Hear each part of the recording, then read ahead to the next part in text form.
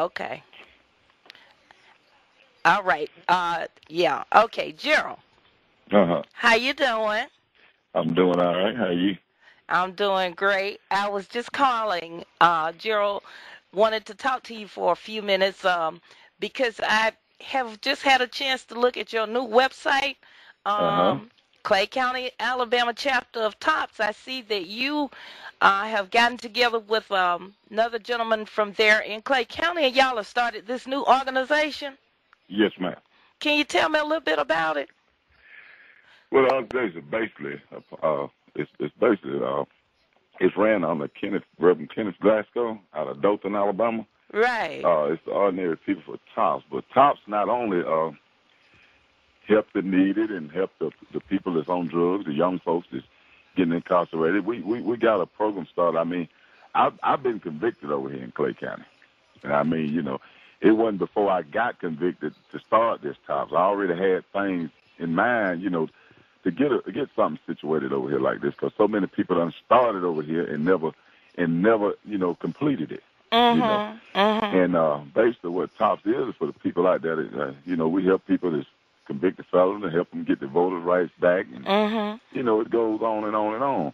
And then another thing about TOPS and under the organization is for people that feel like they've been wrongly, the justice system Mistreated. has treated them wrong, Mm. mistreated them, Okay, and and which I feel like that myself. mhm. Uh-huh.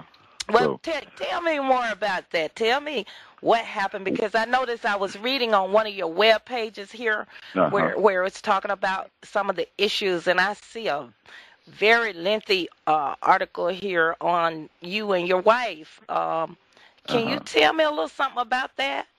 Well, back in the summer here, we attended a family reunion of my wife and everything. You know how we get everybody come back home and sit around and talk and everything. So my wife's mother called my wife and told her, say, you need to get up here and get these boys. They're up here fighting, and I'm Mhm. not able to go out there and see about them. Mhm. So Trace, we had to leave our company here at the house, and we went up the street to get the kids. But all that to the side of what that happened, but what it led up to be, we got at 11 o'clock that night. We got charged with first degree assault, and we got charged with reckless endangerment. We got charged with harassment. Mhm. Okay, so we went to jail. They took us to jail. We went to jail about 1 o'clock that next morning. We stayed in Mm. jail 2 days Good because they Lord. said we couldn't. They said we couldn't sign our bond, and which me and my wife, we got property over here in Clay County Mhm. and pay taxes on it. But we Mhm. couldn't sign our own bond, so we sat there till her mother and her uncle and them made arrangements to get us released. Mhm. The day of release, we got our release. Tracy's mother had an accident up in Anniston, so we went to Anniston to see about the accident, see about her mother. Mhm. And when we got there, we got a phone call, said the police was at our house. I said, for what? I said, good God. I said, they done come down last night and arrested me for nothing. I said, what could be the problem now? They Mhm. had more one issue for us. Said we robbed the guy. Said we first robbed him in the first degree.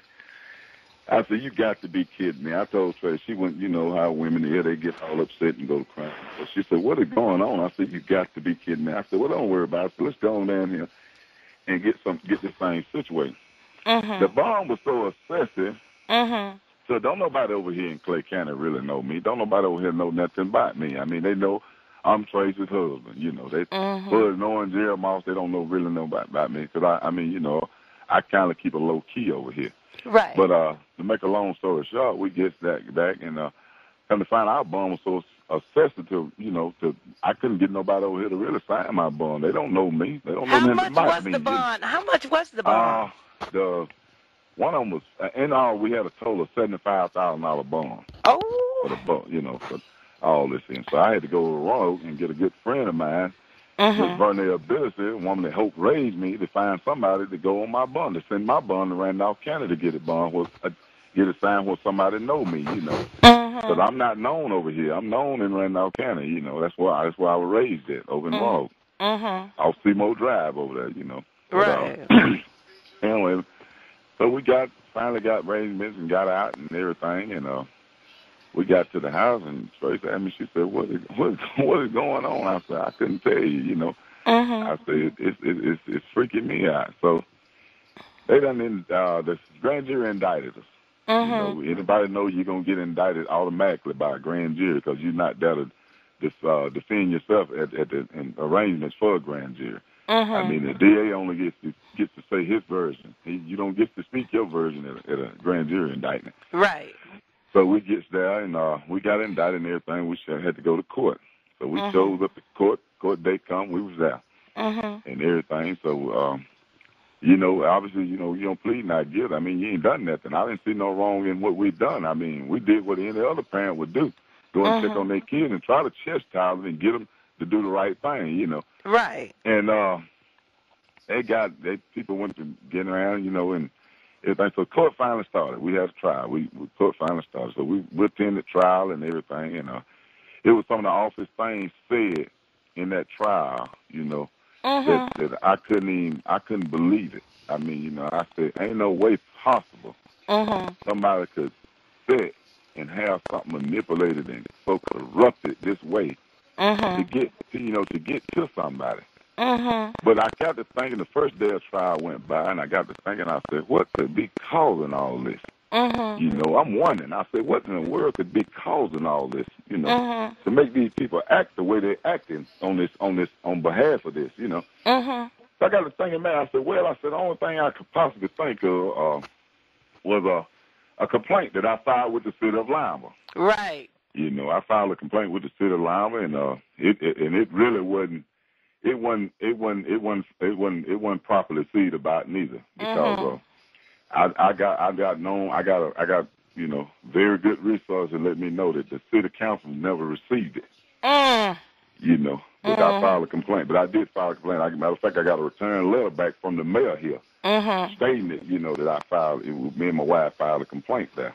And I said, well, that's possibly the only way that I could see all this could be going on. You know, I couldn't, my mind wasn't functioning. I couldn't get right. And people run around scandalizing my name, scandalizing my wife's name.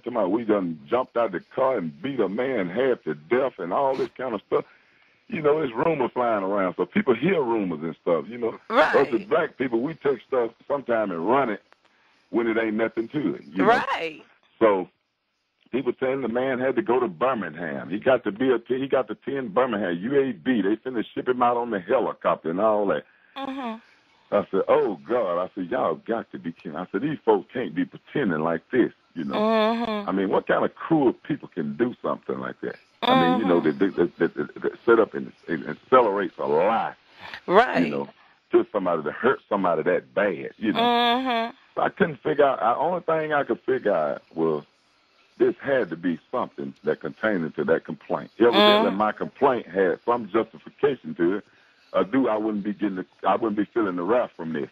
So I went on. We attended court the second day, and I got so disrespected in court until, you know, and I couldn't, you know, I'm like a cat in the face of a state of wire with electricity on it. I couldn't say nothing because I was scared that wire was gonna touch that water, you know, and electrocute me to death. So, you know, we took stuff over in that court. Stuff was said about us and said to us that. Well, what was some of the they stuff that was said? Gerald, what was some of the stuff that was said? Well, at the end of the closing statements, I'm gonna tell you, you know, this man, they tried to make it look like took our kid to a police department, which we was in jail. My brother-in-law took my 14-year-old to the police department and told him he got to go down there and tell the truth. Locked up for nothing. So he went down there and made his statement, and they told him that he was trying to take up for me and my wife. I mean, what kind of parent, I'll put it like this, what kind of decent parent would tell their child to take a fall for them and knowing he's not number 14 years old? Right. What kind of decent parent would do that? You know, and that's what this DA over here made it look like. He made it look like that we